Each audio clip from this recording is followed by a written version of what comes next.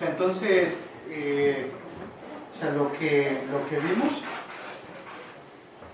es que, voy a agarrar este ejemplito, ¿no? O sea, en las cotas que son estrechas, lo que estamos diciendo es que esta función g, bueno, aquí sirve porque acota por arriba y por abajo, ¿no? Cuando estamos hablando de O mayúscula, lo que estamos diciendo es que la función g crece más rápido o igual que f de n. Entonces, o sea, ellas se pueden tocar. Entonces, es por eso que nosotros tenemos, por decir algo, que n cuadrada sí está acotada por arriba de manera estrecha por n cuadrada. En la notación, las minúsculas son cotas que no son estrechas. O sea, nosotros en la n minúscula no es cierto que n cuadrada está acotado de manera no estrecha por n cuadrada también. O sea, ¿por qué? O sea, porque en las minúsculas lo que nos dice es que esta función debe crecer más rápido que es. En las mayúsculas esta es más rápido o igual, ¿no? O igual que esta. Esa es la diferencia. Entonces, por eso de hecho en la definición de las minúsculas presentamos como una definición alternativa que se cumpliera con ese límite que está puesto acá. Sí. O sea, nosotros queremos para que G acote por arriba de manera no estrecha a F, quiere decir que cuando n tiende a infinito, esta tiene que ser más grande que f de n haciendo el cociente cero. ¿Sí? Entonces esa es la diferencia. Unas son cotas estrechas y otras no son estrechas. O sea, estrechas en el sentido de que las funciones que están dentro de esta clase crecen estrictamente más lento que G. En las de O mayúscula crecen más lento que G o igual que G. ¿Sí? ¿Más dudas? Bueno, entonces lo que vamos a hacer ahora pues es empezar a jugar un poco con esto, ¿no? Entonces vamos a poner unos problemas que son muy sencillos, pero vamos a intentar sacar su complejidad. Y bueno, también vamos a argumentar que son correctos. Entonces el primer problema que vamos a ver es un problema que nos toma tiempo lineal y pues es muy sencillo, ¿no? En este problema lo que nosotros nos dan como entrada es un conjunto de números desde A1 hasta N, y lo que nosotros queremos hacer es devolver el máximo. ¿Sí? Entonces, vamos, si se fijan aquí, este conjunto de números no está ordenado, o sea, es una bolsa de números que tenemos ahí, ¿no? Que no necesariamente están ordenados.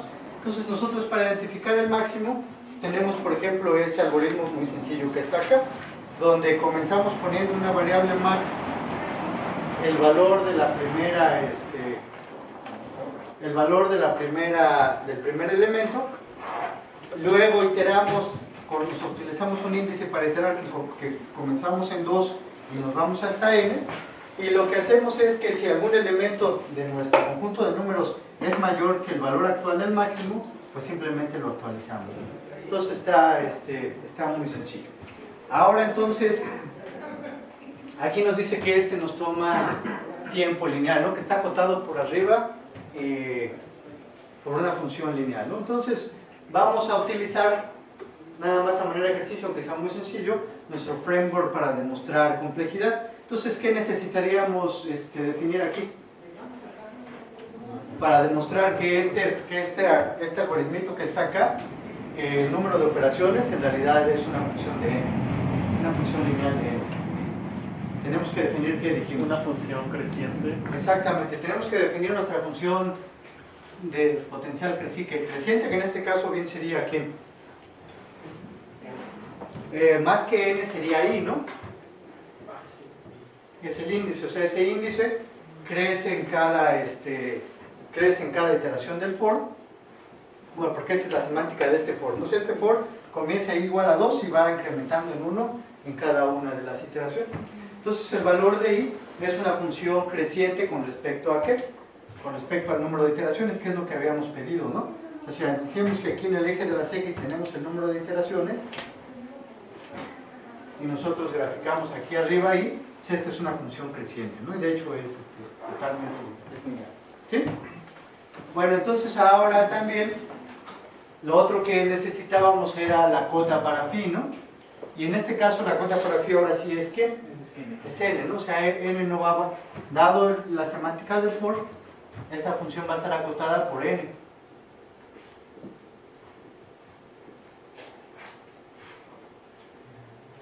Va a estar acotada por n. Y bueno, lo último que tenemos que hacer es que cuando phi, nos tenemos que fijar que cuando esta cosa es igual a n, ¿qué debe de suceder? Exactamente, o sea, debemos de cumplir con el predicado de terminación. Y bueno, aquí está trivial, ¿no? Porque esto termina cuando i vale ¿quién? Cuando i vale n, ¿no? Entonces, cuando i vale n, entonces, predicado de terminación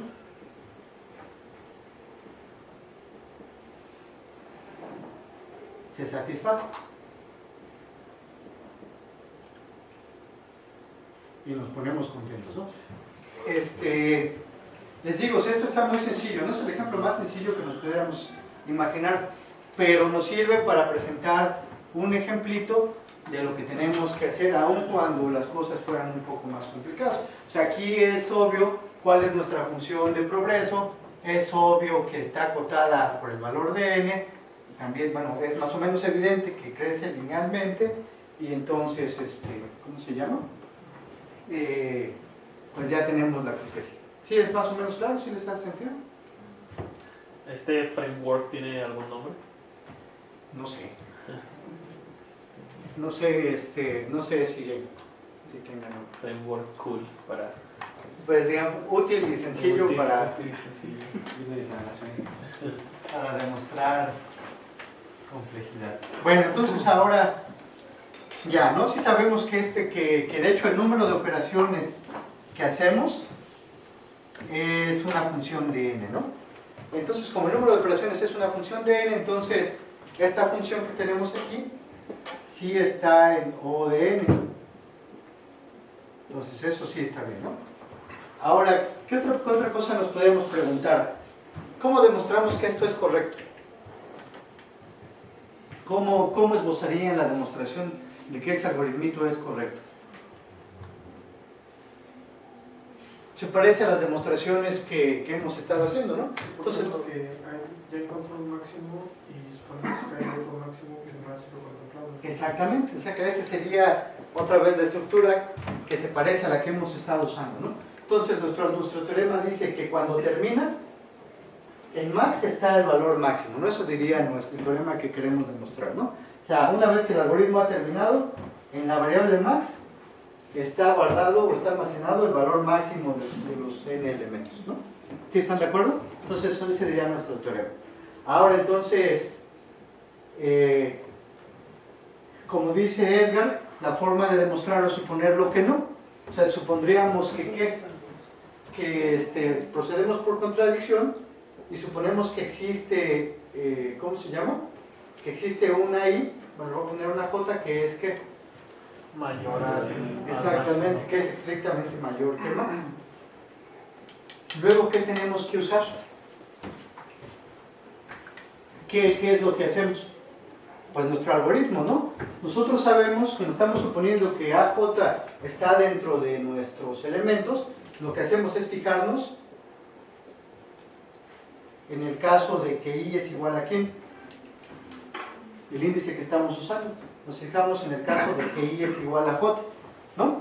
Entonces, cuando I es igual a J, lo que hacemos es comparar esto. Entonces, si I es igual a J, ¿qué debe haber sucedido? Lo tuvimos que haber cambiado, ¿no? Entonces, en ese momento en la demostración, o en este momento en la ejecución, debería ser cierto que max es igual a ¿qué? Es igual a J. ¿Qué tenemos que argumentar después? Que como no es, Porque AJ no está en... Lo otro que tenemos que argumentar es fijarnos cómo es el valor de max durante la ejecución del algoritmo. ¿El valor de max puede decrecer? No, ¿verdad? Entonces, durante el algoritmo, o sea, una invariante de ciclo de este algoritmo es que el valor de max únicamente ¿qué? Crece, únicamente crece. O sea, porque solamente se actualiza cuando vemos a un changuito más grande. Entonces, como el valor de max es monótonamente creciente, o sea, tenemos una invariante que me dice que el valor de max, bueno, no es monótonamente creciente, ¿no? Pero nunca decrece. Entonces, una vez que max toma el valor de AJ, ya no puede valer menos. Entonces, al final no puede ser ¿qué? AJ no puede ser mayor. Exactamente, al final AJ no puede ser mayor que max, y esa es la contradicción. ¿Sí? Entonces, igual, este es un caso sencillito, pero la estructura de la demostración también es similar a lo que hemos visto, y es similar a lo que vamos a estar, haciendo. ¿Sí? ¿Dudas sobre esto? Otra cosa que nos podríamos preguntar aquí es si f está en omega de n.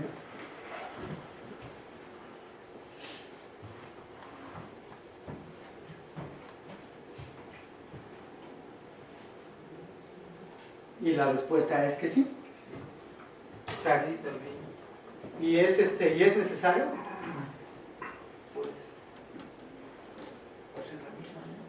Es necesario porque no están ordenados, ¿no? Si mi arreglo estuviera ordenado, yo podría, ya sería trivial, ¿no? Si estuviera ordenado, ¿cuánto nos tardaríamos en encontrar el máximo? Bueno, no nada, ¿no? Porque sí hay que hacer tiempo constante, ¿no? Porque nada más es irnos al final y ya traerlo, ¿no? Entonces, en este caso, nuestra función de número de iteraciones también está acotada por abajo por ¿cómo se llama? Por f de n igual a n. ¿Sí? Bueno, entonces ese fue nuestro primer ejemplito del día. Entonces vamos a ver otro caso de tiempo lineal que es tal vez un poquito más interesante.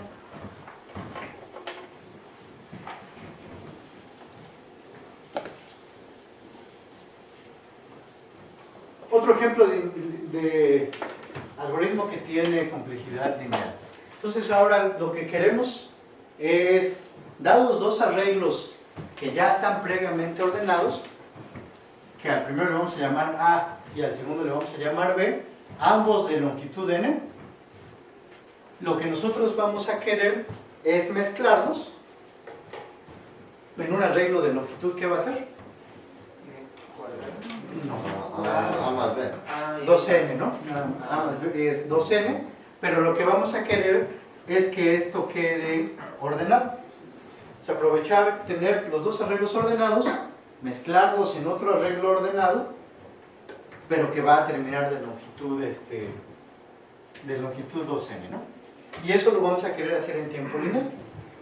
¿Cómo sería el algoritmo? Los concatenamos y después hacemos lo mismo que hicimos en el anterior, ¿no? No, porque o sea, lo que queremos es que esto quede ordenado. O sea, los queremos mezclar. O sea, queremos agarrar estos dos, mezclarlos y la mezcla que quede. O sea, pero ya la mezcla salga ordenada. Exacto, sí, lo que queremos es que la mezcla ya salga ordenada. Sería decirle. Exactamente. Así es. Exactamente, o sea, lo que vamos a hacer es tener, por ejemplo, dos índices, 1A y 1B, ¿no? Como estas cosas ya están ordenadas, lo que vamos a hacer es lo que dice Edgar. Vamos a comparar este elemento con este elemento. Entonces los comparamos. Al que sea más pequeño, ¿qué hacemos? Exactamente, lo agarramos y lo traemos. Al que hayamos movido, actualizamos el ¿qué? Actualizamos el apuntador. Volvemos a preguntar lo mismo y lo movemos para acá, ¿no? Entonces ese es el algoritmo que vamos a utilizar. Ya en pseudocódigo se ve así.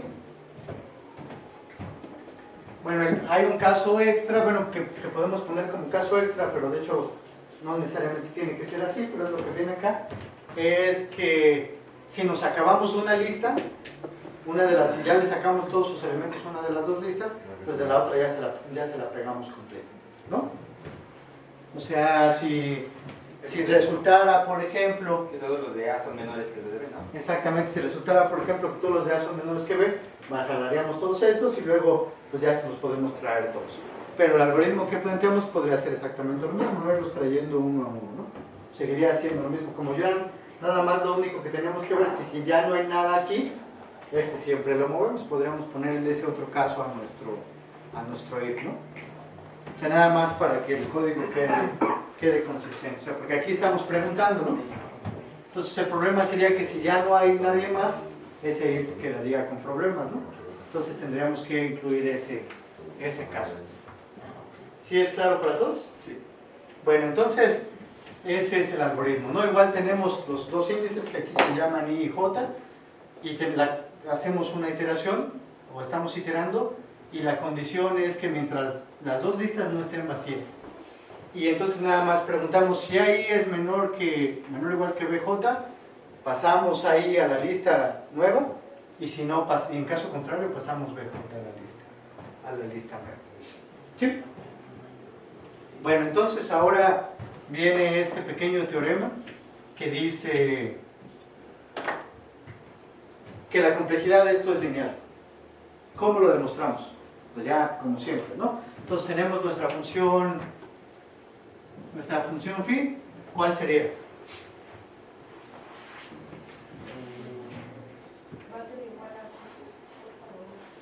Esa es la cota superior. Pero ¿cuál sería nuestra función de progreso?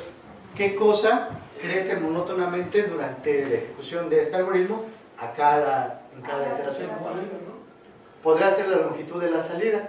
O sea, uno podría ser el número de elementos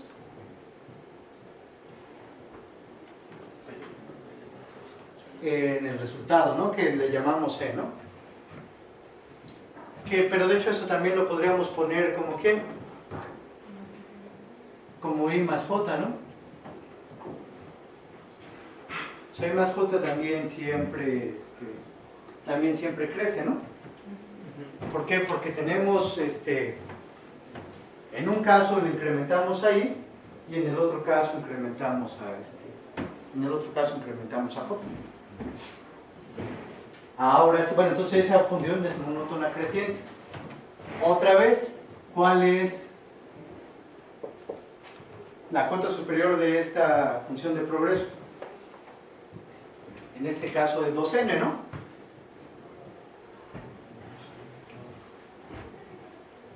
Que es lo más que puede valer la suma de I más J, que es cuando ya movimos los n elementos de ambos arreglos. ¿Sí? Y bueno, y entonces en ese caso, cuando phi es igual a 2n, es cierto que ambas listas están ¿qué? Que ambas listas están vacías. Ambas listas están vacías, entonces se cumple con la condición de terminación de ese while, ¿no? Entonces la complejidad de esta cosa es ¿cuál? O sea, la función de complejidad de esta cosa está en O de n, ¿no? Para todos también, para todos ya queda claro que como estamos utilizando notación asintótica, este 2 pues no importa, ¿no? Entonces ese 2 queda oculto por la notación asintótica. O sea, 2n, 1.000.000 de n, el número que ustedes quieran, fijo, constante, n, todo está en no de quién. Todo está en no de n. Entonces ya con esto tenemos esta demostración. ¿Sí? Ahora, ¿cómo demostramos que esta cosa es correcta? O sea, igual lo que diría nuestro teorema es que, o sea, el teorema diría que al final de la ejecución el arreglo C está, ¿qué? Ordenado, ¿no? El arreglo C está ordenado. O sea, el arreglo C contiene al arreglo A y al arreglo B y está ordenado, ¿no? ¿Cómo demostramos eso?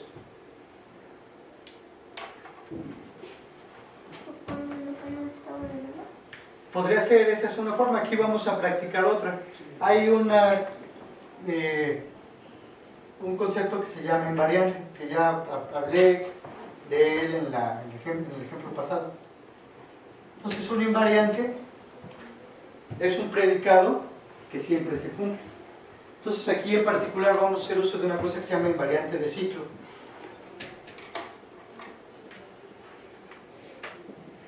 Entonces un invariante de ciclo es un predicado que es siempre verdadero en todas y cada una de las iteraciones del, en este caso del ciclo while. ¿Sí? Entonces el invariante de ciclo que vamos a utilizar es que el elemento que movemos siempre es ¿cuál? Exactamente, el más pequeño de los elementos restantes, ¿no? De los elementos que no hemos movido, este algoritmo siempre mueve ¿a quién?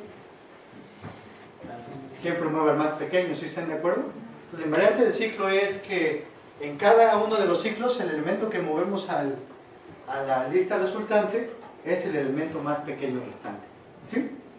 Y entonces, si eso lo hacemos en todas y cada una de las iteraciones, el arreglo resultante debe estar ¿cómo? Debe estar ordenado, ¿no? O sea, si siempre trajimos al más pequeño de los que quedaban, al final eso debe de quedar ¿qué? Debe de quedar ordenado. Debe de ordenado, exactamente. ¿Sí es más o menos, sí les hace sentido? ¿Qué dudas tienen?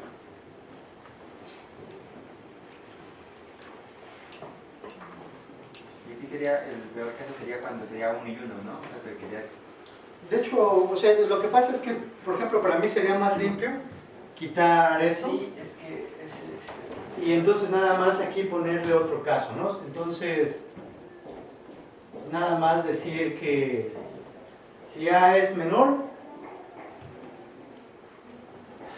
y entonces si A es menor mover a esta, Eso sería arriba, ¿no? Comparar primero más bien el limitante del contador contra el tamaño total de la cadena. sí, o sea, lo que podemos poner aquí es, por ejemplo, que sea A menor que este, sí, o sea, sí está bien, ¿no? O sea, lo que podemos es preguntar antes si... Sí, todavía no llega. Exactamente, o sea, lo que podemos preguntar es que si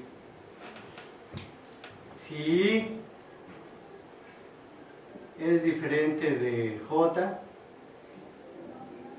no, perdón, si es diferente de N, y además también Bien. J, ¿no? Y también J es diferente de N, entonces hacemos esto, ¿no? ¿Sí?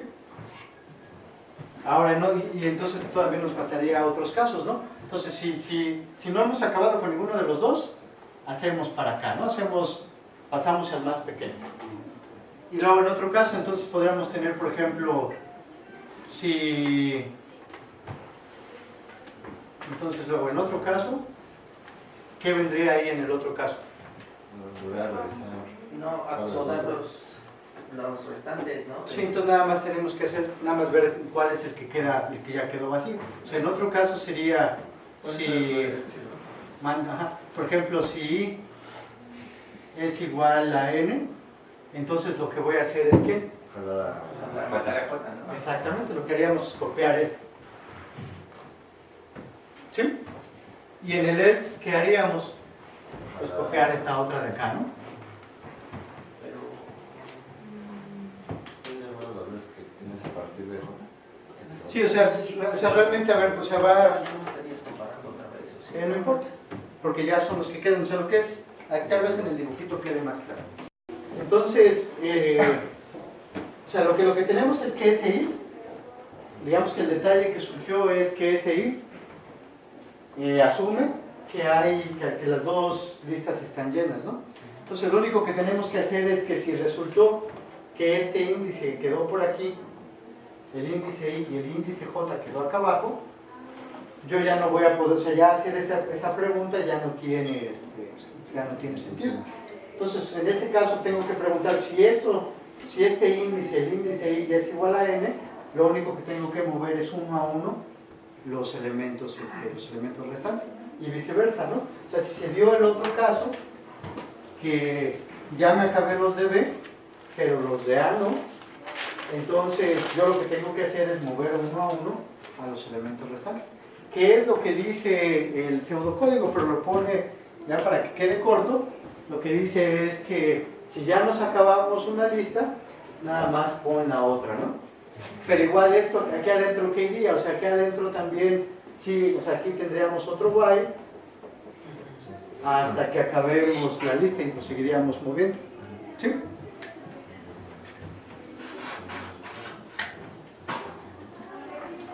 ¿Sí les hace sentido? Entonces, todas las dudas son importantes. Por ejemplo, ahí era muy importante que quedara claro y que tuviéramos presente que estas listas deben estar ordenadas, porque si no nada más tiene sentido. En particular la invariante de ciclo, que era de la que dependía que el algoritmo fuera correcto. O sea, solamente es correcto, o sea, solamente vamos a terminar con un arreglo ya ordenado si es que cada uno de los elementos que vamos sacando es el más pequeño de los que siguen. ¿Por qué? Porque si es el más pequeño de los que siguen, de los restantes, entonces eso va a mantener un orden, ¿no? ¿Sí? Más dudas. Se puede usar la invariante de ciclo, supongo, para el problema anterior, no para De hecho, encontrar el máximo. De hecho, la invariante de ciclo del problema anterior es que el valor de max nunca decrece. O sea, lo que la demostración que esbozamos allá fue decir que en algún momento max debe de tomar el valor de AJ, pero ya nunca más va a volver a ser menor por esa invariante de ciclo, porque solamente actualizamos el valor de max cuando vemos un elemento que es mayor. ¿Sí? Más dudas de este. Ahora vamos a recapitular para que quede claro. Entonces aquí el problema que tenemos es que tenemos dos arreglos de entrada de longitud n, con la característica de que esos arreglos ya están ordenados, ¿no? Si no estuvieran ordenados no los podríamos mezclar en tiempo lineal. Entonces solamente porque ya están previamente ordenados y lo que nosotros queremos es mezclarlos en un arreglo resultante que le llamamos C, y queremos hacerlo en tiempo ¿qué? En tiempo lineal, ¿no? Entonces el algoritmo que se nos ocurrió es tener dos índices, comenzamos en el primer elemento y los vamos comparando. O sea, ¿cuál es el más pequeño de los dos? Suponemos que es este. Entonces lo traemos en la primera posición, actualizamos el índice al siguiente elemento y volvemos a comparar, ¿no? Si es tiempo lineal, siempre debe tener el mismo resultado, bueno, digamos, en ciclos al final de la comparación. O sea, lo que necesitamos es al final, si se fijan, es que la cota sea una función lineal de n. Y lo que vamos a necesitar es, o sea, si se fijan también, es que esta función sea ¿qué? O sea, esta función debe ser monótona. ¿Cuál es la lógica de esto? En la fichita que he puesto acá, o sea, lo que nosotros decimos es, si este es el valor de phi, ¿no? Tenemos un límite aquí, que es un polinomio de n, el que quieras. O sea, puede ser, no sé, 75n. Y luego lo que mostramos es que si estas son las iteraciones, si en cada iteración esto siempre crece, a fuerza en algún momento esto debe de tomar el valor de la cota. Ahora, como generalmente estas funciones de progreso, bueno, de hecho siempre deben ser números naturales, entonces ¿en cuántos pasos voy a alcanzar el valor de 2n o el valor de 5n o cualquier n? Pues ese mismo, ¿no? El valor de la cota. Entonces eso quiere decir que esta cota de mi función de progreso también me va a dar la complejidad. Y en este caso resultó que es lineal porque es una función lineal con n, o sea, donde el exponente de n es ¿cuál? 1, ¿no? ¿Sí? Bueno, entonces, aquí también la cosa que nos había metido un poco de ruido es que para hacer más sencillo esto, se quitó aquí de los casos, ¿no? Una forma también más sencilla que pudimos haber hecho es hacer un poco, por ejemplo, de preprocesamiento y ponerle aquí ¿Qué pasa si aquí les hubiera puesto unos infinitos?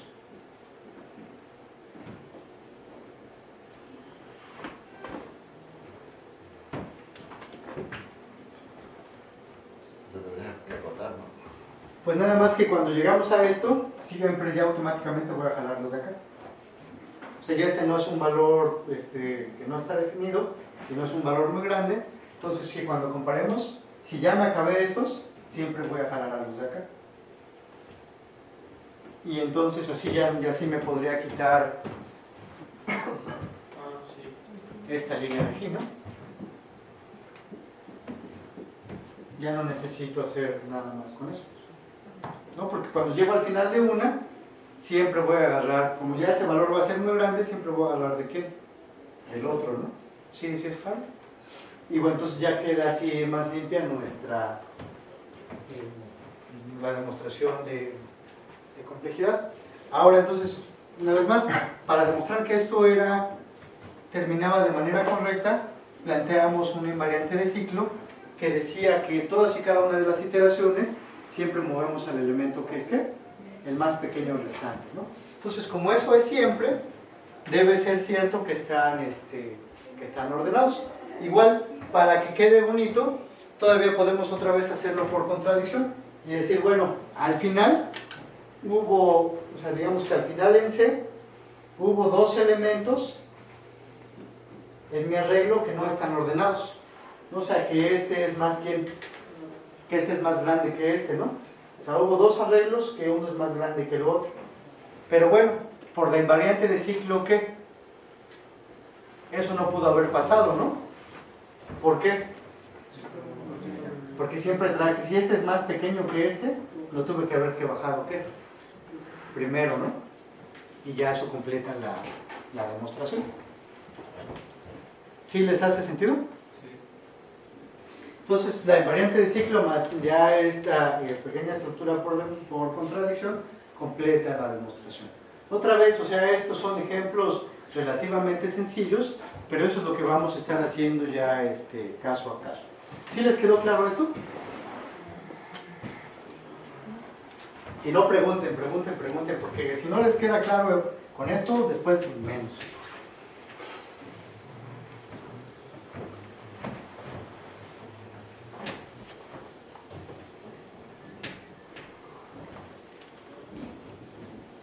A ver, en otras palabras, o sea, la invariante del ciclo me dice que los elementos chicos siempre los traigo primero que los elementos ¿qué?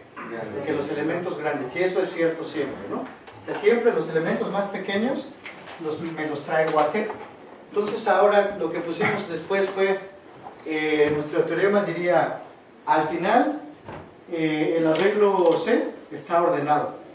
Entonces eso diría el teorema, ¿no? O sea, el teorema diría, C está ordenado.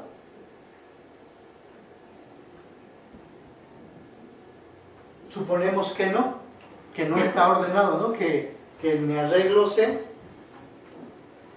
hay dos elementos, estos dos cualquier arbitrarios, que quedaron desordenados, ¿no? Y que quedaron desordenados es que este es más Pequeño. que este es más pequeño, ¿no? O sea, resulta que este es más pequeño que este. O sea, voy a ponerlos esta flechita y resulta que esto es así.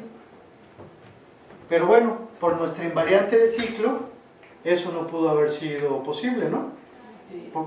Nada más, ¿por qué? ¿Por qué no es posible que esto hubiera pasado? Por la condición que tenemos. Por la invariante de ciclo, o sea, porque si no, al revés, ¿no? Está al revés. O sea, resulta que este es más grande que este, ¿no? Entonces, por la condición de ciclo, esto no pudo ser posible, ¿no? Porque si este es más pequeño que esto lo debieron haber puesto, ¿quién? Primero que el otro. Y entonces es la contradicción. ¿Sí? Y por ejemplo, lo que no entiendo del principio de la otra lámina, que bueno, dice mezclar las tablas, ¿no? Juntar las dos cadenas.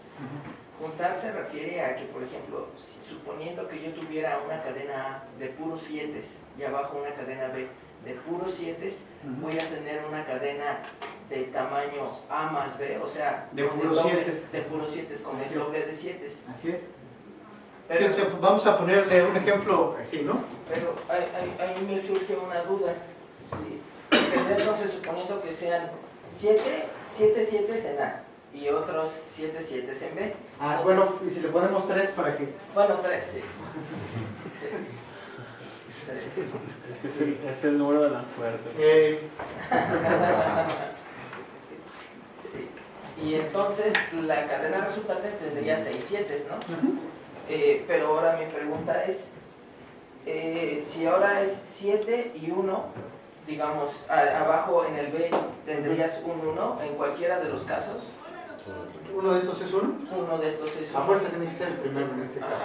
Y entonces ahí él sería, pero por ejemplo si lo pones en el segundo. No, no puede. Porque están ordenados. Sí, ya se me ha quedado totalmente. Bueno, sí. Está muy bien, o sea, nunca dejen que se les escapen las dudas, porque además también la otra... No, también lo otro es que si ustedes tienen la duda, es bien probable que esa duda también ande repetida. Nada más tú eres más valiente. Y no, pero es verdad, o sea, eso es bien común. O sea, si anda una duda por ahí, muy probablemente anda repetida en más de uno de ustedes. Entonces, piensen que le están haciendo, siempre que preguntan, le están haciendo un favor a un compañero menos valiente. Entonces, eso está muy bien. Sí, ya queda más o menos todo. Yo tengo una duda, Sí. no es duda, pero sí duda. El variante de ciclo, entonces, es una suposición que nosotros hacemos para poder contradecir a nuestra contradicción. Más que una suposición, es algo que nosotros tenemos que mostrar, bueno, que es verdadero. Ajá. Y nada más que, o sea, nosotros, por el algoritmo y por el hecho de que estos están ordenados, llegamos que al que siempre que movemos es el más pequeño, ¿no? ¿Por qué? O sea, de hecho es buena pregunta, o sea, cuando nosotros estamos aquí en la primera posición, lo que vemos es, lo que nos preguntamos, ¿quién de estos es más pequeño? Ahora, imagínense que resulte que es este. Si resulta que este es más pequeño, quiere decir que es más pequeño que este, pero también es más pequeño que ¿quién? Que todos los demás, ¿no? Entonces, si este es el más pequeño de todos estos, es el más pequeño que este, pero si es más pequeño que este, es más pequeño que todos los demás. Entonces, resulta que es el más pequeño de ¿quién? De todos. Entonces, eso es lo que me está diciendo la invariante de ciclo. Siempre muevo al más pequeño. Igual muchas veces, digamos que no soy explícito, pero pues está bien que ustedes me obliguen a hacerlo, ¿no? O sea, eso es lo que nos estamos, o sea, no es algo que suponemos, es algo que nosotros tenemos que demostrar que es un predicado que siempre se cumple, que es verdadero. Ahora, en este caso, esta invariante de ciclo ya vimos que es verdadera. Y sí, efectivamente la usamos para llegar a una contradicción ya en nuestro teorema más grande, ¿no? Porque sabemos que esto siempre sucede. Entonces, para que al final el arreglo resultante no estuviera ordenado, se tuvo que haber violado la invariante de ciclo, ¿no? Que es parte de...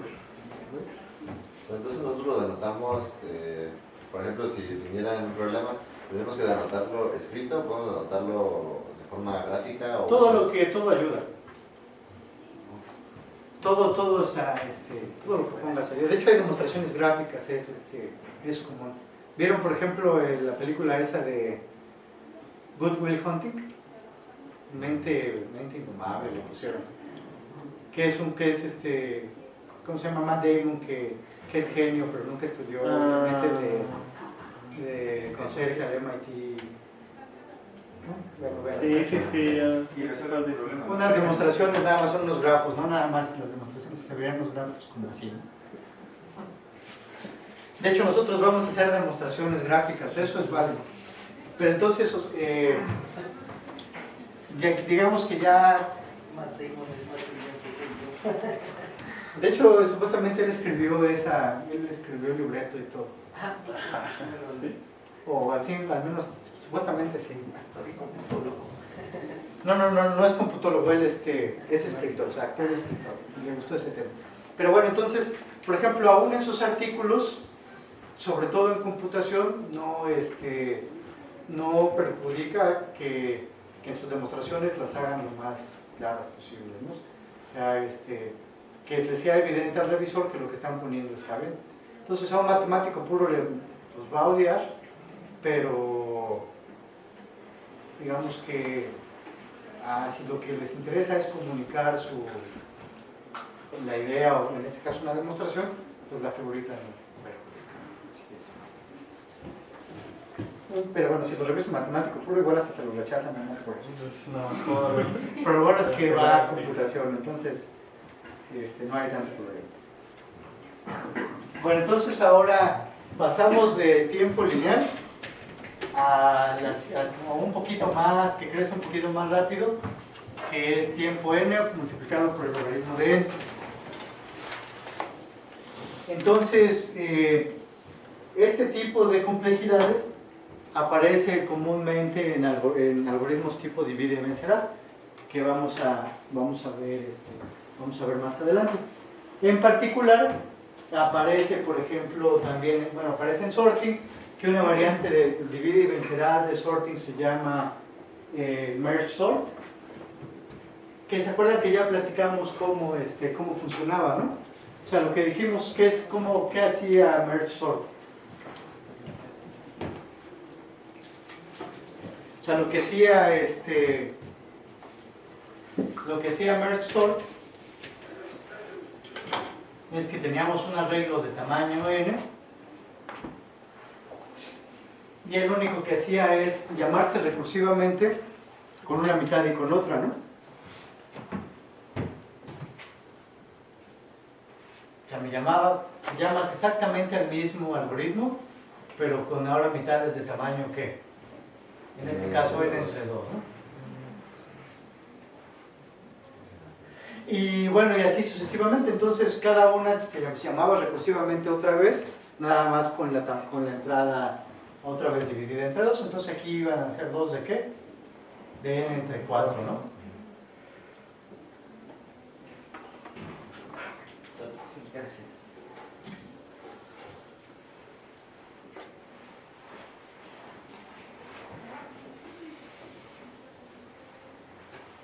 ¿Y esto lo iba a hacer hasta cuándo?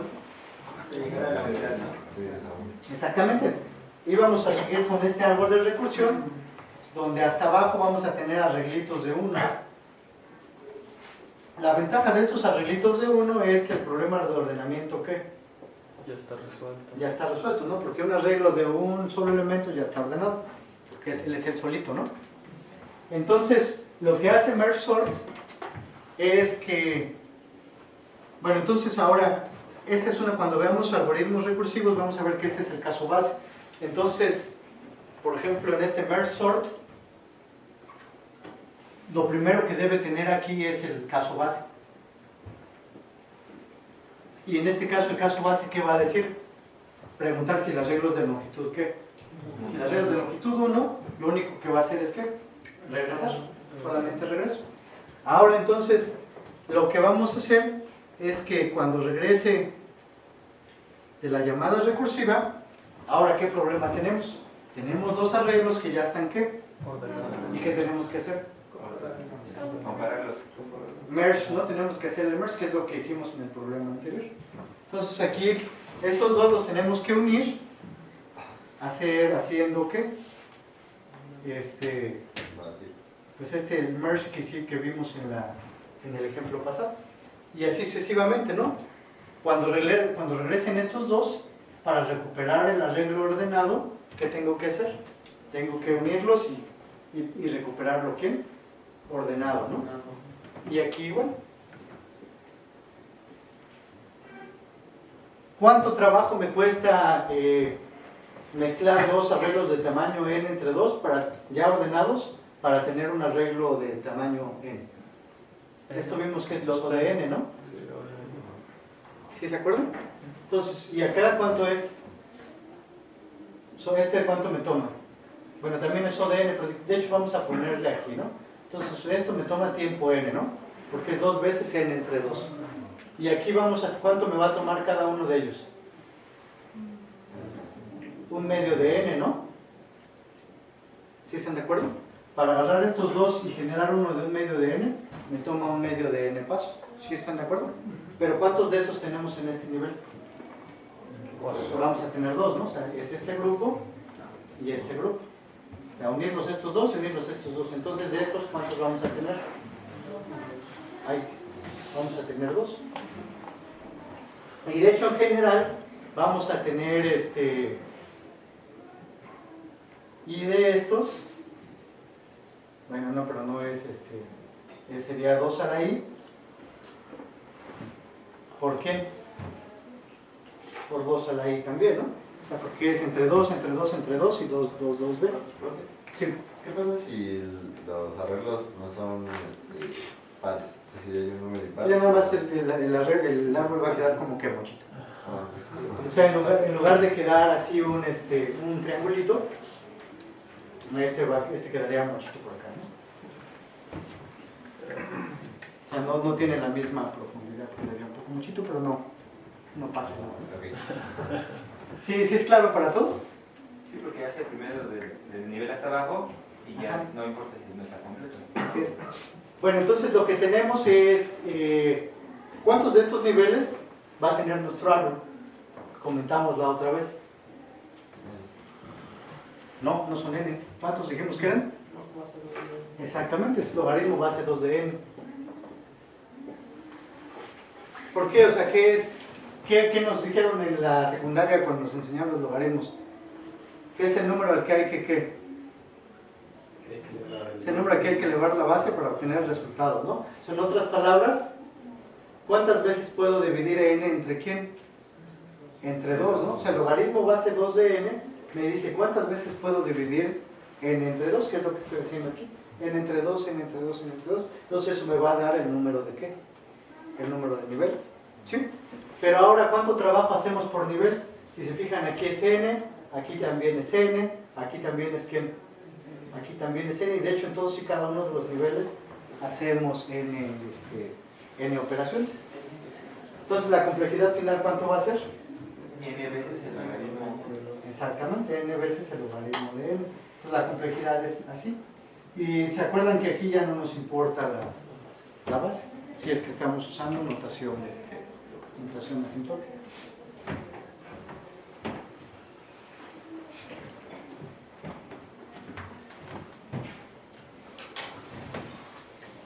Ahorita utilizamos como que, de hecho, esta técnica de ver la complejidad del algoritmo recursivo se llama, o a lo que hicimos se llama desenrollar el árbol de recursión. O sea, lo que hicimos es cómo sería todo el árbol recursivo. Vamos a ver que hay otras técnicas no tan de fuerza bruta para ver que esto realmente es n log n.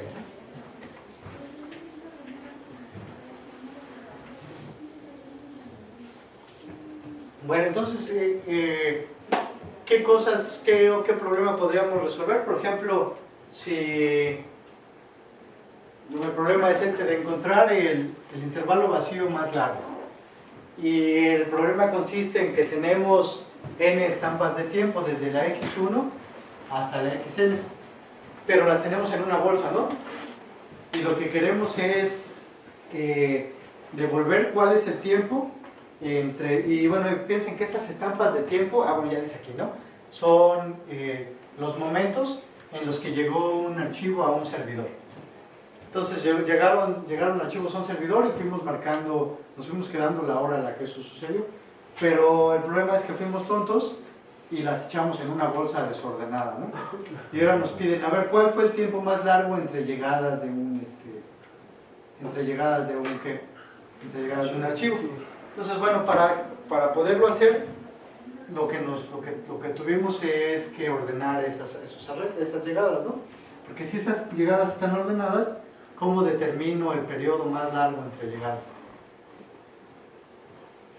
Viendo la distancia. Exactamente, no nada más vengo iterando para acá, agarro, esta sería la distancia mayor, en ese momento la guardo, como lo vimos, ¿no? Del mayor veo la de estas dos, entonces esta es todavía más grande, la guardo y lo voy llevando, ¿no? ¿Cuánto me toma este proceso? N log Este de acá es tiempo lineal, ¿no? Pues esto de acá es O de N.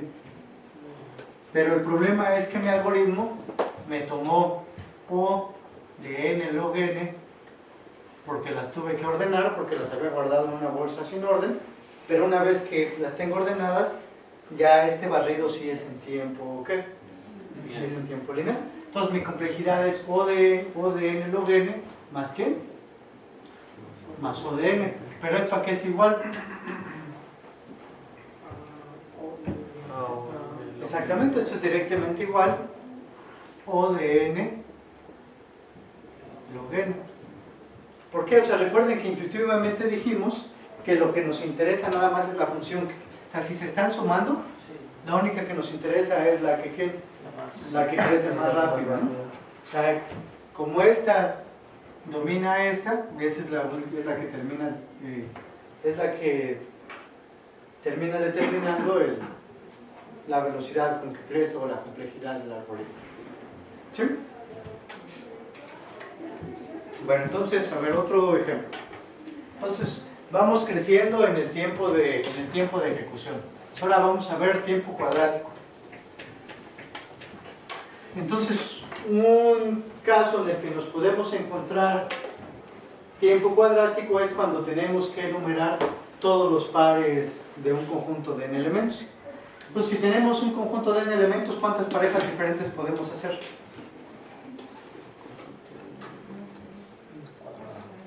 Es del orden de n cuadrada, pero son menos de n cuadrada, un poquito menos de n cuadrada. O sea, sí, todos los pares son del orden de n cuadrada, pero si me piden saber cuántos son, ¿cómo le hacen? Es en el 2. Exactamente, son las formas de n elementos, agarrar 2. ¿Y eso cuánto vale? Es n factorial entre... Que da n por n menos 1 entre 2, ¿no? Y bueno, ¿de dónde sale esto? Pues la fórmula nos dice que de n agarrar k, ¿era qué? Es n factorial arriba. N menos k factorial, ¿no? K factorial, ¿no? Entonces, en este caso, por eso da n por n menos 1, ¿no? Porque nada más tengo n menos 2 factorial. Va, cuando hagamos el cociente, queda vivo nada más, ¿quién? N y n menos 1, ¿no? Y 2 factorial, ¿cuánto vale? Pues 2, ¿no? Ahora vamos a ponerlo para que... Entonces, en este caso sería... O sea, tenemos n factorial que es n por n menos 1, por n menos 2, así hasta quién? Hasta 1, ¿no? Y aquí abajo, ¿qué tenemos? N menos k factorial, que empieza entonces ¿en quién? N menos 2, ¿por quién? Por n menos 1, y así hasta el 1, ¿no? Y luego, ¿por qué? Por k factorial, que es 2 nada más, ¿no? Entonces aquí este se va a ir con este, y de hecho se van a ir todos estos hasta acá, y nada más nos quedan vivos estos dos, ¿no? Y el 2, entonces por eso que nos da n por n menos 1 entre 2. Que efectivamente esto está en lo de n cuadrado. O sea, sí es cierto que n por n menos 1 entre 2 está aquí. Y las funciones que son acotadas por arriba por n. ¿Sí? Bueno, ahora y también, y para ejercitar un poco, ¿cuál es la lógica de esto?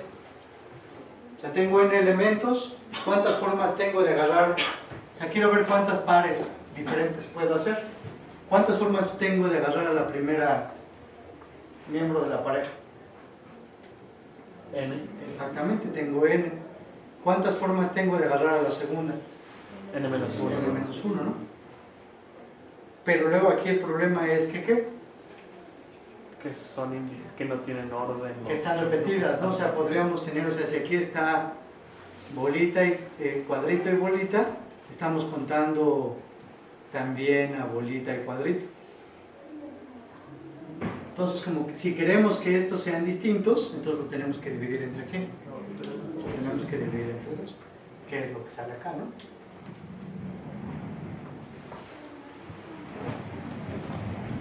Bueno, entonces ahora ya vimos que enumerar todas las parejas es del orden de n cuadrado. Bueno, este es el número de parejas, el número total de parejas diferentes, pero esto está en O de n cuadrado.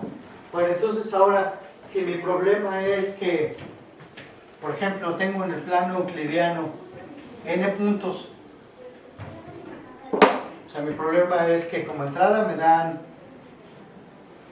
n puntos en el plano, y yo quiero devolver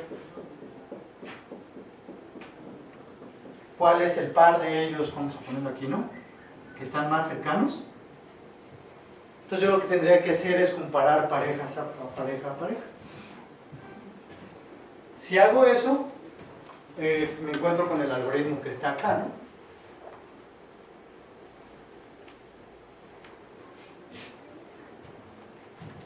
¿Qué es lo que hago? Se fijan, nada más comienzo, pongo en min y calculo la distancia entre el par 1 entre el punto 1 y el punto 2. Y ese lo pongo en min.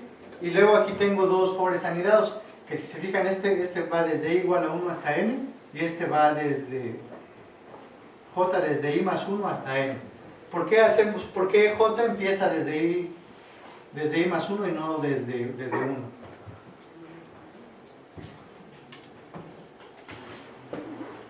Porque si no sería sería compararlo contra el primer elemento, ¿no? Y además se repetirían, se compararía contra el mismo, pero además haríamos esto, ¿no? Compararíamos este caso y también este caso. Entonces sí, aquí es claro que no tiene sentido hacer eso, ¿no? O sea, porque si ya calculamos la distancia entre este punto y este punto, o sea, si ya calculamos la distancia entre estos dos puntos, no tiene caso que la volvamos a calcular en sentido inverso, porque es distancia euclidiana. Si fuera una distancia no métrica, sí tendría sentido hacerlas en los dos sentidos, ¿no? Bueno, entonces, para cada una de las pares, calculo su distancia y al final me quedo ¿con quién? Con la menor, ¿no? ¿Es más o menos claro este algoritmo? A ver, pero ¿por qué, por ejemplo, esta no es una distancia? ¿Por qué me dio flojera y no...? Para tener la distancia tendríamos que sacarle la raíz cuadrada, ¿no? ¿Por qué el algoritmo está bien si no le saco la raíz cuadrada? Porque sigue siendo lineal, ¿no? O sea... Más que lineal es otra cosa. ¿Porque se definió arriba? ¿No? No, o sea, recuerden, el problema que yo quiero es, otra vez, o sea, tengo mis puntitos y yo quiero encontrar el que tenga la distancia euclidiana más corta. Porque No sí, importa, ¿no? porque no importa si no le saca raíz, a todos, porque el valor cuadrático sería igual. Más o menos, esa es la diferencia. Sí, va por ahí, porque la raíz cuadrada es que... Una función monótona. Exactamente, es una función monótona. O sea, nada más como esta raíz es una función monótona, si es más chico antes de la raíz, si tengo dos cosas y una es más chica antes de la raíz, cuando le saque raíz va a seguir siendo más chica todavía. Es porque la raíz es una función que es monótona. Sí, sí. Entonces, por ejemplo, aquí ya, si como nos importa la eficiencia, no tiene caso que yo calcule la raíz, ¿no? Porque no me va a dar más información y pues ya me puedo ahorrar un poquito de operaciones. Que si se fijan, esto no le cambia en nada la complejidad al algoritmo, pero sí le reduce la El tipo de ejecución. que sería, y reduce la constante que está oculta por la notación asintótica. Entonces este es como que un pequeño warning. O sea, aun cuando a la notación asintótica no le interese las constantes que están ocultas, ya en las implementaciones sí puede, o sea, sí tiene sentido todavía hacer un poco más de optimización. Y bueno, pero eso ya depende de contexto a contexto. O sea, lo que sí sigue siendo cierto es que si dos algoritmos en notación asintótica uno tiene, o sea, una complejidad más alta, es muy difícil que ya con implementación haga que el algoritmo de complejidad mayor sea más rápido que el de complejidad menor. Pero siempre todo lo que podamos hacer para mejorar ayuda. ¿Dudas aquí? ¿Sí es claro? Ah, bueno, aquí hay un buen punto. Dice,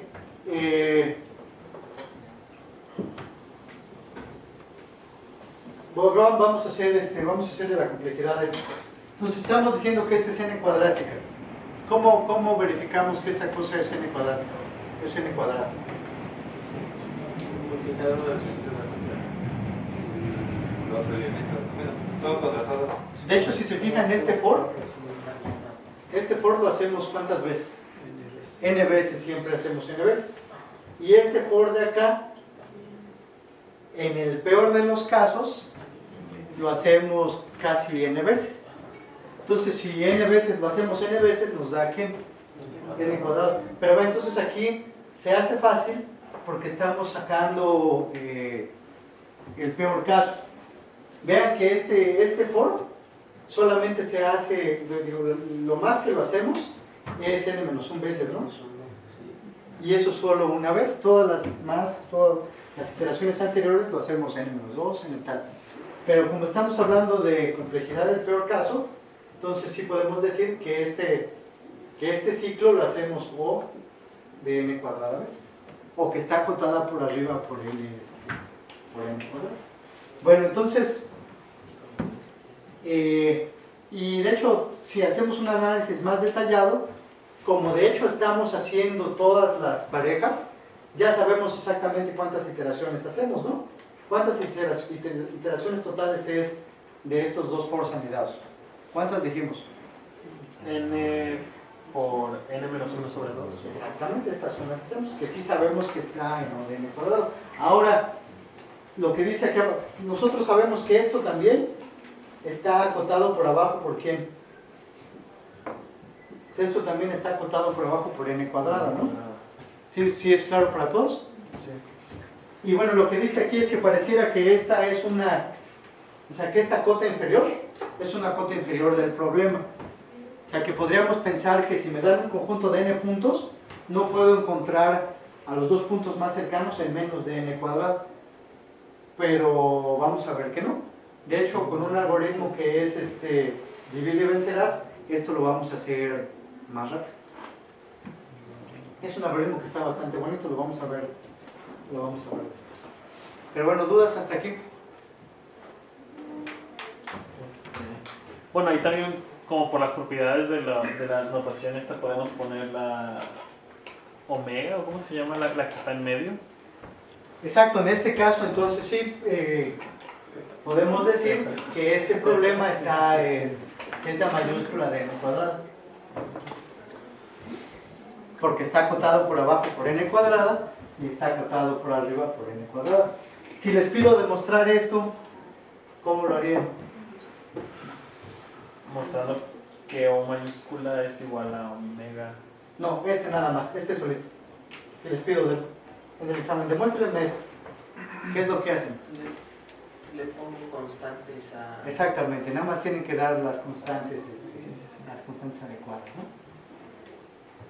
Entonces, se fijan aquí, o sea, lo que tendríamos es, tienen n cuadrada menos n, ¿no? Y entonces, y aquí tienen un medio por los dos lados, ¿no? Y entonces lo que ustedes tienen que demostrar es que eso es mayor o igual. que eso va a ser mayor o igual que una constante por n cuadrado. Entonces, de hecho, hasta podría quitarle porque le está restando, ¿no? Entonces, nada más, ¿qué constante le pondrían? Pues uno. No, menor. Un cuarto. Un cuarto. Sí, cierto. Porque lo único que me piden esa constante debe ser ¿qué? Mayor que cero. Entonces ya, ¿no? O sea, también puede ser un número real, puede ser cualquier cosa, ¿no? Sí, nada más dice que sea Sí, si se quieren poner ahí mafufos. 0.03.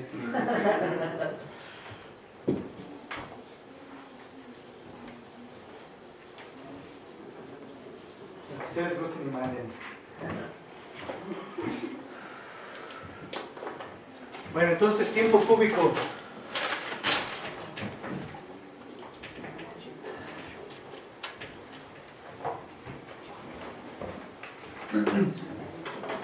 Entonces ahora un ejemplo de tiempo cúbico es enumerar, en lugar de todas las parejas de n elementos, enumerar todas las tripletas.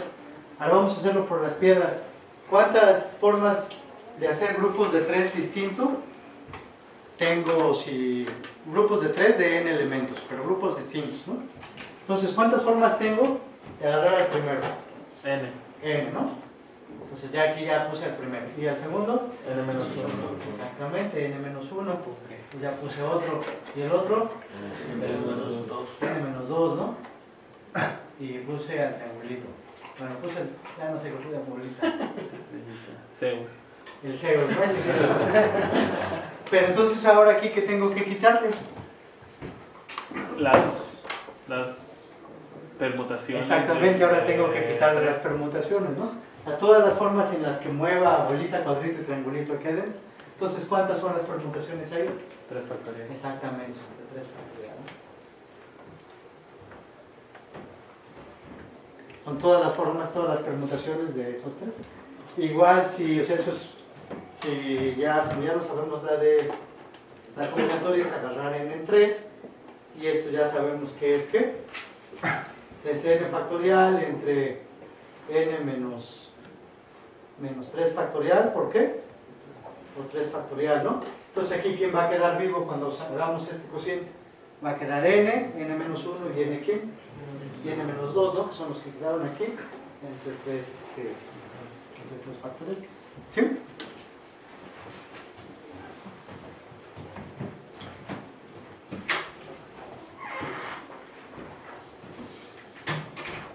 Bueno, entonces ahora el problema con el que vamos a jugar es, tengo como entrada, me dan n conjuntos que denotamos desde S1 hasta Sn. Y cada uno de esos conjuntos es un subconjunto de los números desde el 1 hasta el n. O sea, pensemos que tenemos un conjunto universo que está compuesto de los números 1 hasta n, ¿no? Y luego tengo esos conjuntitos, S1 a Sn, que es un subconjunto de estos números. O sea, todos estos S, Si, es un subconjunto de mi conjunto universo, ¿no? Y entonces lo que quiero, me dan ese bonche de conjuntos, que son n, ¿no? Tengo n de estos conjuntos, y yo lo que quiero es devolver si algún par de esos conjuntos es disjunto. ¿Qué quiere decir eso? Que uno no está en otro, que la intersección de ambos Está vacía, ¿no? Lo que quiero es ver si la intersección está vacía. Entonces, aquí está un algoritmo que me toma tiempo cúbico. Más o menos. Entonces, tengo dos for each. Y lo que me dicen estos dos for each juntos, me dicen para cada par distinto, lo que hago es iterar sobre los elementos del primero y determinar si ese elemento también está en el segundo conjunto. Si ninguno de eso es cierto, yo reporto que ese par es ¿qué? Es disjunto, ¿no? Bueno, entonces es más o menos claro que estos dos for eaches, esos dos for each me implican cuántas iteraciones. Ya dijimos que es como son todos los pares, es n por n menos 1, ¿no? Entre 2. Entonces ahí llevo ¿qué? Llevo tiempo cuadrático. ¿Sí? Entonces, para que el resultado final me tome tiempo cúbico, yo necesito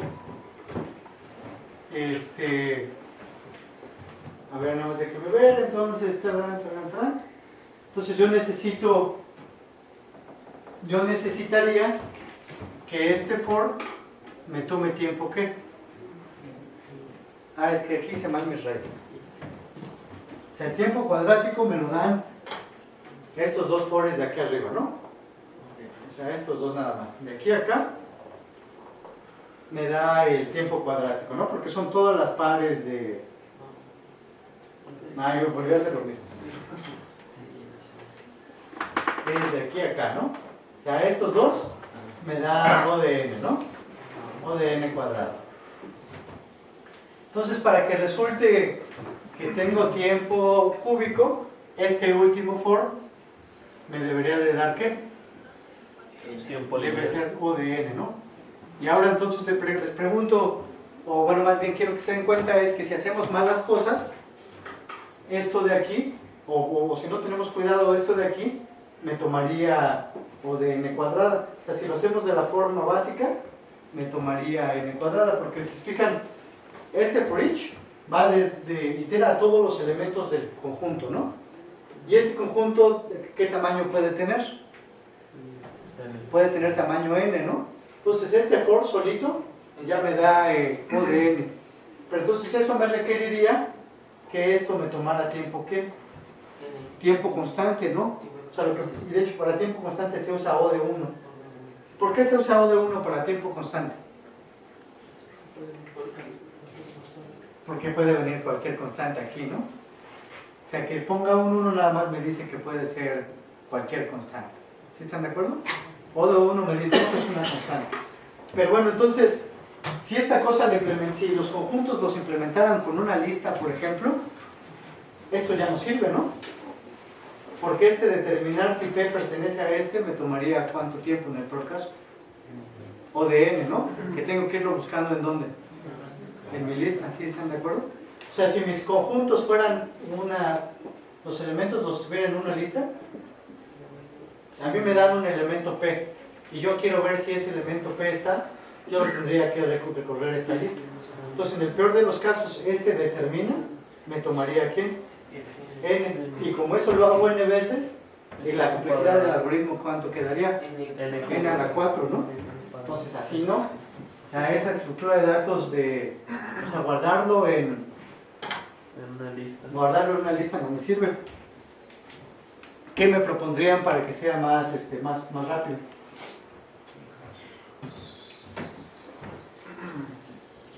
Vamos a ver una forma que podría ser más rápido. ¿Qué pasa si yo los conjuntos los codifico con un arreglo de bits? O sea, yo digo que, por ejemplo, tengo un arreglo de n elementos y bueno, de n bits. Entonces tengo n bits, ¿no? Entonces, si está el número 1, ¿qué hago?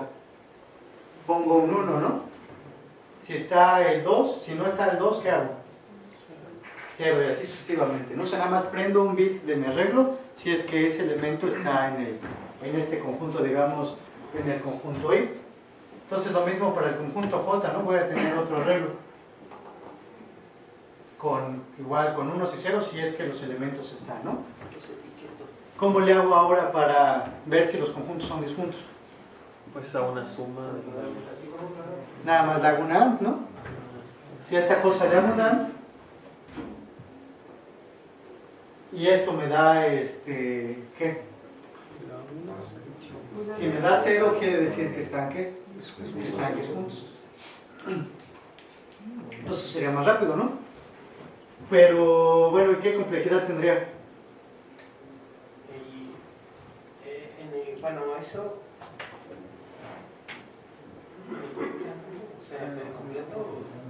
Sí, güey, el completo, pero digamos que hacer esta operación, si se fijan, ahora estaríamos sustituyendo, si los codificamos así con unos arreglos de bits, en lugar de probar si un elemento a elemento está en el otro, ya lo hacemos como. N cuadrado. Entonces, ¿esto cuánto me tomaría? ¿O de n o de 1, por ejemplo? Sí, o de 1. Pues casi, Sí. pero no. Sigue siendo cuadrada. Porque imagínense, porque estos son n bits, ¿no? Nosotros en nuestra arquitectura, ¿qué tendríamos? Enteros de ¿cuántos bits quieren? De los de 32, 64, 128, 1000, ¿no? 1024. ¿Cuántas de estas operaciones necesitaríamos? N entre quién? Entre el ancho del bus. Entre el ancho del bus, que es una ¿qué? Que aunque pueda ser muy grande, va a ser una ¿qué? Va a ser una constante, ¿no? Entonces, aun cuando sea n entre un buzote, ¿no? De lo que quiera, ¿no? De un mega, que puedan hacer así 1000 bits al mismo tiempo. De todas maneras, como estamos hablando de notación asintótica, esto es n entre una ¿quién? Entre una constante, y eso termina siendo O de ¿qué? O de... Porque estamos pensando que esto n puede ser arbitrariamente ¿qué? Arbitrariamente grande. ¿Sí más o menos les hace sentido lo que estamos diciendo? A ver, pregunten dudas. ¿No me afecta entonces el hecho de que tengan que de todos modos sustituir los elementos por el arreglo de bits? No sustituirlos, estoy pensando que ya sí están guardados. O sea, en esta solución, yo lo que digo, bueno, como voy a estar haciendo operaciones para ver si dos arreglos están son disjuntos, si dos conjuntos son disjuntos o no. Yo lo que propongo desde el principio es que la codificación de esos conjuntos es por un mapa de bits. Entonces, cualquier conjunto yo lo puedo especificar con un mapa de bits donde, y sobre todo porque estos son conjuntos que pueden tener al elemento 1 hasta n, ¿no? Entonces, si tengo un mapa de n bits, si tengo el elemento 1 le pongo un 1 y así sucesivamente. Y así es como están codificados desde el principio. O sea, así es, cuando viene la entrada aquí, mis n conjuntos son ¿qué? N mapas de bits. O sea, yo tengo n mapas de bits. Entonces, cuando agarro 2, pues nada más les hago este antes. Y ya sería más eficiente, pero lo que quiero hacer énfasis es en que de todas maneras eso no es en tiempo constante, de todas maneras es O de n, porque las arquitecturas van a ser los ANDs pedazo a pedazo, ¿no? O sea, si estos son, como dijimos, los que lo guardemos en enteros de un chorro de bits, aunque sean enteros de 1000 bits, de todas maneras, si el arreglo es más grande de 1000, voy a tener que hacer tantas operaciones como el número de elementos entre ¿qué? Entre mi tamaño, ¿no? Y eso, y aunque esta es una constante grande, esto de todas maneras es O de n. No sería, o sea, nos estábamos ilusionando, estábamos pensando que podíamos tener O de 1. Pues en realidad sigue siendo O de n, aún con esta codificación. Entonces, por ejemplo, ya vimos que si utilizábamos listas, esto se vuelve ¿qué? N a la cuarta. Si utilizamos, por ejemplo, estos mapas de bits, ya tenemos el n cúbica que estábamos utilizando. Y podríamos decir que algorítmicamente, si lo vemos puramente así en algoritmos sin contemplar, bueno, teniendo la idea de que pudiéramos tener un bus evolutivo, podríamos decir que podríamos transformar únicamente en el papel el algoritmo a n cuadrada, pero a la hora de implementarlo... No, es muy buena pregunta, ¿no? O sea, de hecho aquí, precisamente porque se necesitaría precisamente suponer que mi arquitectura me deja hacer ANDs entre números arbitrariamente largos. O sea, si eso es cierto, entonces ya se hace n cuadrado. Ese es un reto de implementación que se puede transformar en un reto de implementación interesante, ¿no? Así es, o sea, ya tendría que ver con el modelo de cómputo, pero si es como en una computadora tradicional donde los enteros están fijos, entonces no importa qué tan grandes sean, de todas maneras este número de operaciones es lineal con respecto a n, porque este sigue siendo una constante. ¿Sí? ¿Qué otra estructura de datos podríamos utilizar para hacer esto eficiente, que no sean listas?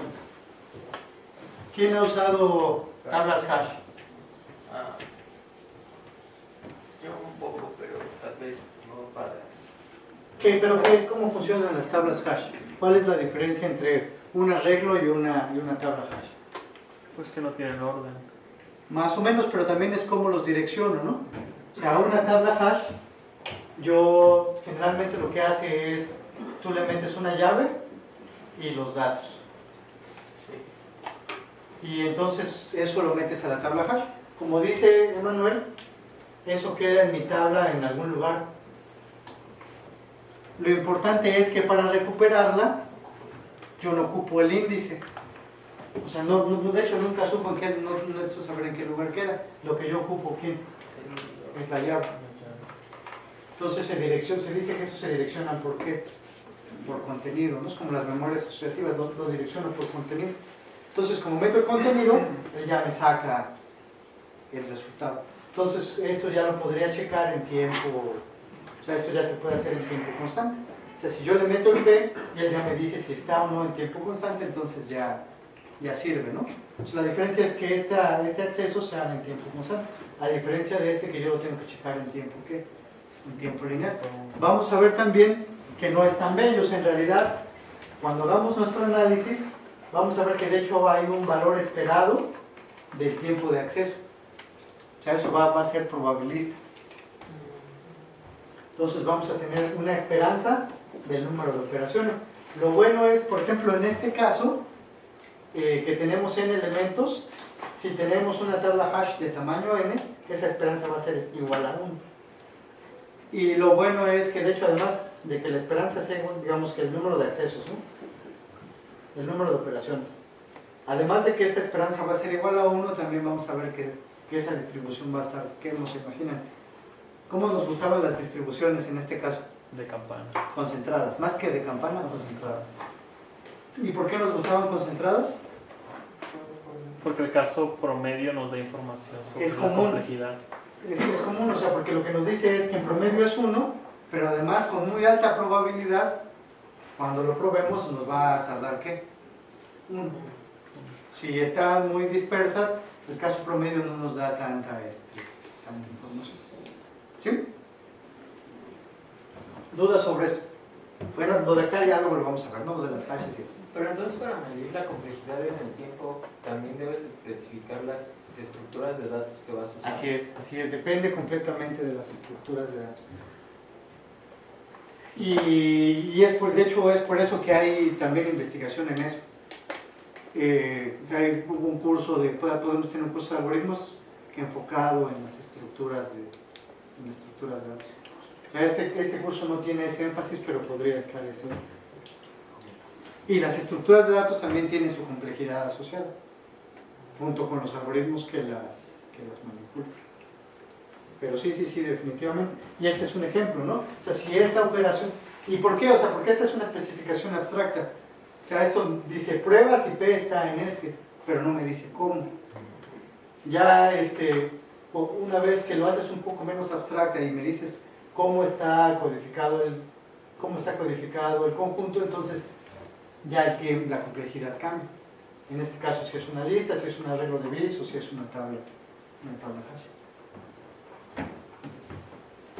Entonces como que, bueno, no sé, como que la moral de la historia es que para reducir la complejidad pues podemos echar mano de estructuras de datos, Así o de, es, o de- sí, o de propiedades matemáticas o de cosas del problema. Un montón de cosas, sí, pero lo que sí es cierto es que hay estructuras de datos que tienen propiedades que son buenas para lo que queremos resolver, y eso sí lo vamos a estar haciendo durante el curso. O sea, vamos a ver que hay estructuras de datos que, dadas sus características, sus propiedades, hacen, por ejemplo, fácil la codificación, ¿no?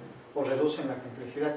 Y por ejemplo, ese es uno de las razones por las que lenguajes como Python son tan populares, porque todas las estructuras de datos chidas ya están ahí, ¿no? Entonces nada más vas, las agarras y las usas y ya tu código se beneficia de eso.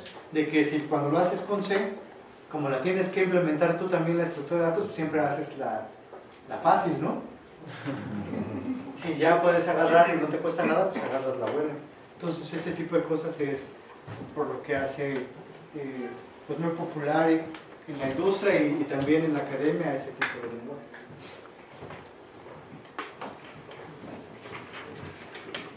Bueno, entonces ahora tenemos un problema que comenzamos a crecer en la complejidad y nos encontramos con uno de los problemas que nos dan miedo, ¿no? Que en este caso es Independent Set. Ya hemos estado platicando que Independent Set, en su caso general, en la versión de búsqueda forma parte de la clase de problemas NP-hard y que no existe un algoritmo polinomial que lo resuelva, ¿no? Pero aquí vamos a ver un caso particular, es qué pasa si a mí ya me dicen de qué tamaño es el Independent Set. Entonces me dicen, te voy a dar grafos, yo ya sé que el Independent Set, o sea que este grafo tiene un Independent Set de tamaño K, pero quiero que me lo devuelvas. O otra cosa podría ser, tengo este grafo y te pido que cheques si es que tiene un Independent Set de tamaño K y B, ¿no? Entonces aquí la ventaja es que yo ya no tengo que buscar todos los Independent Set de todos los tamaños, solo me interesa el de un tamaño concreto. ¿Se acuerdan cuál era el problema de Independent Set? O sea, el Independent Set era dado un grafo. Exactamente, o sea, por ejemplo, ese grafo sencillo, un Independent Set es un subconjunto de los nodos, por ejemplo este y este, que no comparten aristas, ¿no? Entonces ese es un Independent Set. ¿Qué otro Independent Set hay? Los otros dos de acá, ¿no? Estos otros dos cuates también son un Independent Set. Entonces en general, Independent Set es NP-hard en su versión de búsqueda, NP completo en su versión de decisión, pero si me dicen que tiene tamaño K, pues entonces ya me va a tomar tiempo polinomial. Lo malo es que va a ser tiempo polinomial que depende de qué, que va a depender de K, el exponente va a depender de K. ¿Por qué?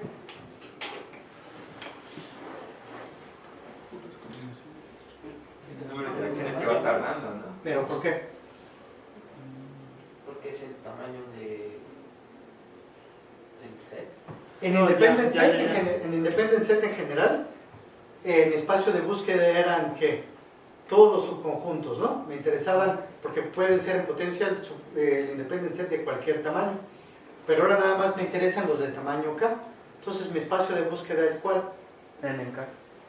Exactamente, o sea, nada más son todos los subconjuntos de tamaño ¿quién? De tamaño K. O sea, todos los subconjuntos de este grafo, todos los subconjuntos de nodos, que sean exactamente de tamaño K. Entonces, ¿cuántos son? ¿O quiénes son y cuántos son? Pues como dice Manuel, son N en K. ¿Y esto en dónde está? Esto está en nodo de quién? De N a la K. Y también, y más o menos lo vimos, ¿no? O sea, porque vamos a, o sea, esto va a ser igual, esto es igual, ya vimos que es N factorial entre N menos K factorial. Aquí va a dejar vivo a N por N menos 1 hasta quién? Hasta N menos K más 1, ¿no? Y bueno, me voy a quedar con este K factorial. Pero como este es constante, pues este ya no. Entonces el número de independent sets de tamaño K es del orden de ¿quién? De N a la K. Entonces si los pruebo todos, ¿cuánto tienen? ¿Cuál sería la complejidad de mi algoritmo? Si son N a la K y los pruebo todos, ¿cuál es la complejidad? Es al menos N a la K, ¿no? Ahora, dado un independent set de tamaño K, ¿cuánto tiempo, o dado un conjunto de tamaño K, cuánto tiempo me tardo en probar que sea un independent set? O sea, ahora ya me dan los K nodos. ¿Cuánto tiempo me tardo en probar que esos K nodos efectivamente sean un independent set? ¿Qué es lo que tengo que hacer? Va más allá, o sea, no lo hemos visto, pero una forma de codificar en memoria los grafos es utilizando una matriz de adyacencia. Entonces una matriz de adyacencia, por ejemplo, si tenemos 4 nodos, que tendríamos, este sería por ejemplo 1, 2, 3 y 4. Y acá igual, ¿no? 1, 2, 3 y 4. Y vamos a poner, por ejemplo, un 0 si es que hay una arista. Bueno, esta sería, por ejemplo, tiene su diagonal de ceros. Pero pondríamos, por ejemplo, un nodo, pondríamos un 1 en esta posición si es que hay una arista entre el nodo quién y el nodo quién. 2 y 1. Exactamente, entre el 1 y 2 ponemos un 1. Si hay una arista entre el 1 y el 3 también ponemos un 1, y si no hay una arista entre el 1 y el 4 ponemos un 0. Entonces imaginémonos que tenemos a nuestro grafo codificado en esta matriz de adyacencia, se la llama. Y ahora me dicen, ahí te van estos K nodos, ¿no? Tengo K nodos aquí. ¿Cuánto tiempo me tardo en verificar si esos K nodos son un independent set? Tengo que ver si... Pues es una matriz en N cuadrada, ¿no? Más o menos si va a ser más que N cuadrado. Esta matriz es N cuadrada. Pero yo nada más tengo que fijarme en estos K nodos. Más o menos, pero no. ¿Cuántas aristas puede tener a lo más un conjunto de K nodos entre sí? Pues, 2. Ah, no, pues, bueno, Ah, sí, va, sí. pues, No, K menos 1, ¿no? no. K factorial porque el primero... No.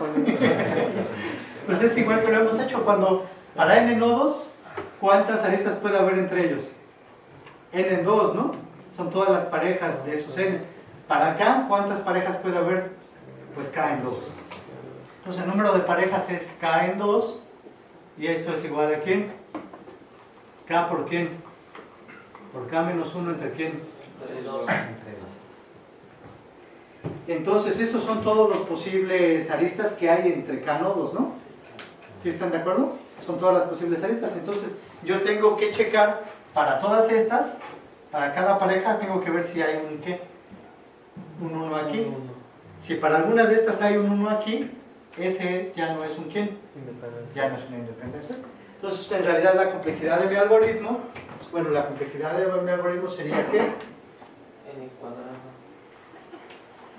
La podremos poner con n cuadrada porque n es una cota para... Pero en realidad, o sea, no lo pongamos en notación asintótica, pero sería, por ejemplo, vamos a ponerle, bueno, pues sí, vamos a ponerlo así. O sea, esto sería como que n cuadrada. En realidad mi complejidad, o sea, es correcto decir que es O de n cuadrada por n a la ¿quién? Por el n a la k, ¿no? ¿Y esto por qué? O sea, porque esto es una cota, o sea, recuerden que esta es cota superior y n cuadrada acota por arriba a quién? A k cuadrada, ¿no? Porque n siempre es más grande que k. Pero bueno, entonces, el número de operaciones que tenemos que hacer es, tenemos n a la k diferentes independent sets de tamaño k y probar cada uno de ellos. Si es un independent set, me toma ¿quién? Del orden de k cuadrado. Y a ver, aquí adelante viene un pseudocodiguito, pero que no nos va a decir demasiado.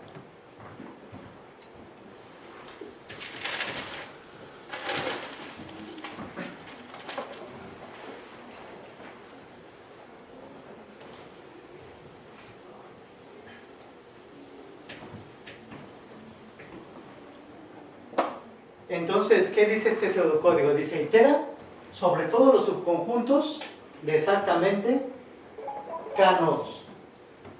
Ya dijimos que ¿cuántos subconjuntos de exactamente K nodos hay? N en K, ¿no? O sea, estos son N en K. Que ya dijimos que esto está en ¿quién? ¿O de quién?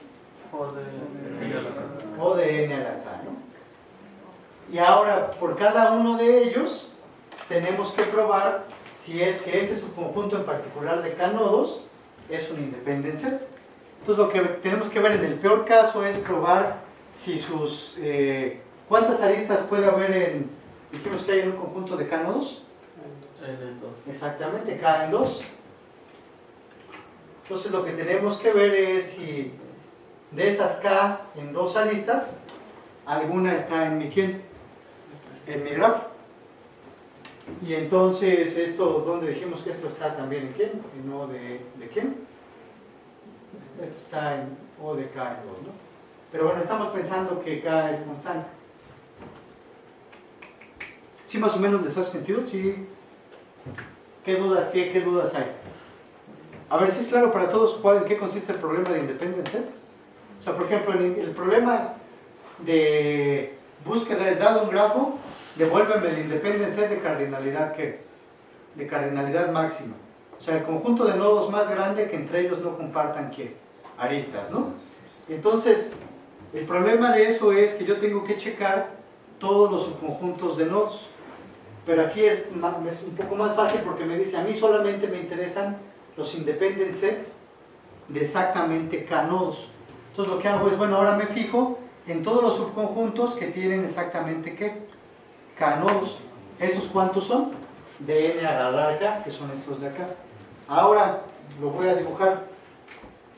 O sea, imagínense que tenemos, o sea, todos los nodos eran todos estos, pero yo ahorita, digamos, para acá igual a 3, ¿no? Me estoy fijando en este conjunto particular de, ¿cómo se llama? De 3 nodos. Entonces, ¿qué es lo que tengo que ver? Yo lo que tengo que ver es investigar si es que está esta lista, y si está, ¿qué digo? No era un independiente. Y la otra lista que tengo que checar es esta. Y la otra lista que tengo que checar es esta, ¿no? O sea, en pocas palabras, tengo que checar todas sus posibles aristas y ver si es que están en el grafo. Si sí estaban en el grafo, quiere decir que este no es un ¿qué? No es un independent set, ¿no? Pero tengo que checar cuántas aristas. Todas las posibles, ¿no? Entonces, de un grupo de K nodos, ¿cuántas aristas tengo? K en 2. Que son todas las formas de hacer parejas entre estos K nodos. Por ejemplo, ¿cuánto es para este caso de 3 nodos? ¿Cuántas parejas puedo hacer con tres elementos? ¿Cuántas parejas distintas tengo? Pues 3 también, ¿no? Que son todas las aristas que puedo poner aquí.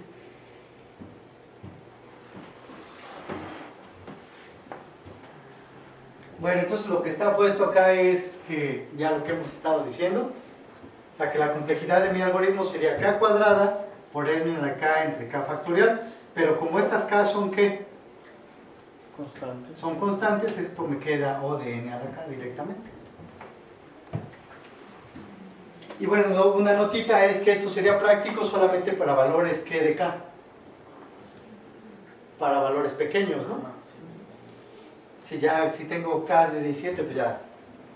Adiós. O sea, sí lo resuelve parcialmente, pero aún así no lo resuelve ni siquiera con un K de... No, o sea, dices no, porque ya con n a la 17 eso crece. Entonces ya nada más, o sea, ¿qué nos ayudaba restringir el tamaño acá? Que si no restringimos el tamaño acá, entonces en lugar de checar a los subconjuntos de tamaño K, tenemos que checar ¿qué? Todos los posibles subconjuntos. Y todos los posibles subconjuntos son 2 a la n. ¿Qué es la potencia? Que es el conjunto potencia, es la cardinalidad del conjunto potencia. Y entonces, ¿cuánto me tardo en checar si en n nodos hay aristas? Pues en este caso si es n cuadrada, ¿no? Entonces la complejidad de resolver el problema así por fuerza bruta de este independent set es esta que está puesta acá.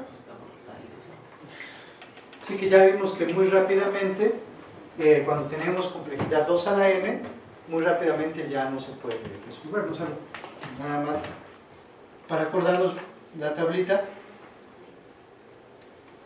Ya vimos que cuando tenemos 2 a la n, podemos resolver todavía entradas de tamaño 30, pero ya de tamaño 50 ya nos toma 36 años.